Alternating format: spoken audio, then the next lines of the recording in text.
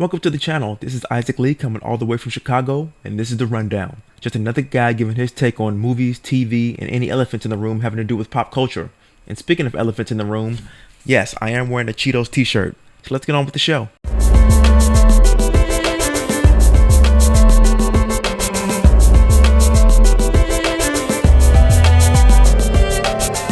First movie I want to get into is The Little Things. This recently came out on HBO Max and whatever movie theaters were open. But it starred Denzel Washington, Rami Malek, Jared Leto. Psychological thriller where you think it might be an open and shut case where they're thinking, okay, this person did crimes. But as the movie progresses, you start looking more at the lead characters and their motives and trying to see what input could they have had on this particular situation. And we took some notes down. You got Denzel Washington, he got a troubled past. He's a deputy who's coming back after a 5-year absence. We find out in the movie that he's divorced. He got 2 kids that he doesn't really talk to. He says they're older now, so we're assuming they're adults and not teenagers. We also find that something tragic happened to him to where in a span of 6 months, they say that, he had divorced, had a suspension, and also had a triple bypass, all in the span of 6 months. Like, this man had some type of mental breakdown. But before all of that, I think we find out that he's deeply rooted into finding closure.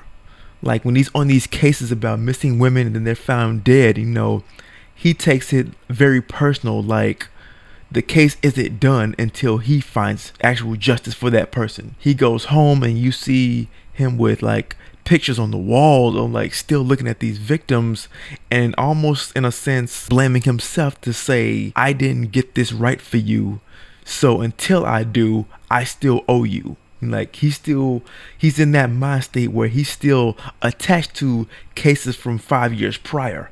Opposite him we have Rami Malek's character. In his 5-year absence, he's this by the book detective. People come to him to make public statements to the public about certain cases, and I'm going to call them by their real names. I don't know their character names.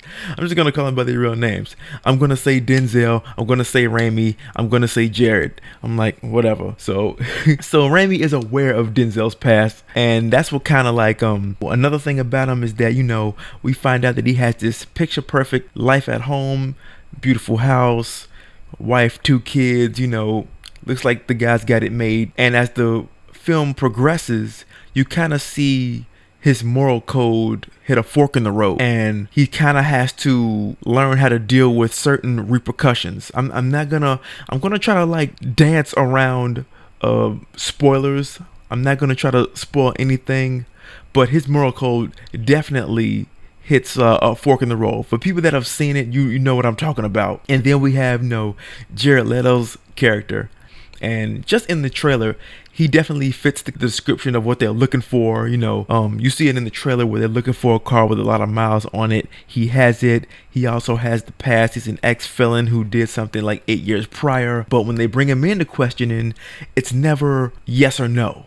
It's always a matter of playing these little mind games. And I even wrote it down here that, he enjoys playing these mind games. He feels a sense of accomplishment when he can have you like lose control as far as in temper. Like there's a moment where Rami Malek's character, he loses his temper, and Denzel Washington's character, he loses his temper, and he takes a mental note of that, like, oh, you lost your temper. And that comes up more and more in the movie later on. You thinking it might be black and white, like, okay, this guy did it, open and shut case. But then, like I said earlier, you start looking at our main characters. You start looking at Denzel more specifically. I was like, okay, what happened in his past? It's like, was there something else? Like, why is he so stuck on these cases? Why is it that he has to get closure? And there's a couple times that he says it's the little things that get you caught. And the first time he says it to Rami Malek, he doesn't really know what that means or what he's referring to. Later on in the movie, when he says it a second time, he kind of understands that. He now has to walk this different path where he has to live with the consequences of holding a particular secret, and that's all I'm gonna say. Again, dancing around spoilers. This was a very, very good movie. I really liked it. This is one of those movies where you really gotta pay attention to all the details. And even now, after watching it twice, I still have missed certain things. They had little tropes in there, you know, girl driving down a dark street, no other cars, barely any street lights, no intersection, no street signs. Then she does get mysteriously followed. She does find like a gas station. It looks like a gas station slash bar.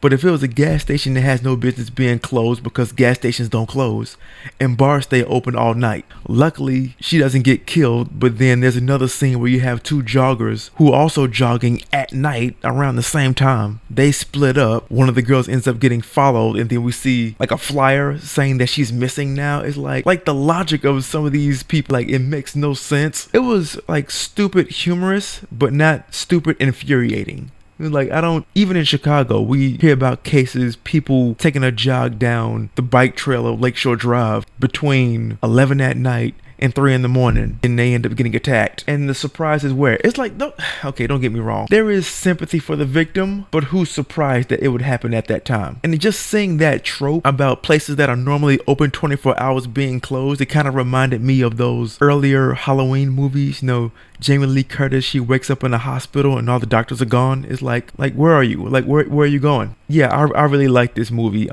This movie is in that same genre as that Hugh Jackman movie, Prisoners. If you've seen that one, yeah, that's it's definitely in that same vein. I couldn't even tell you which one I like better.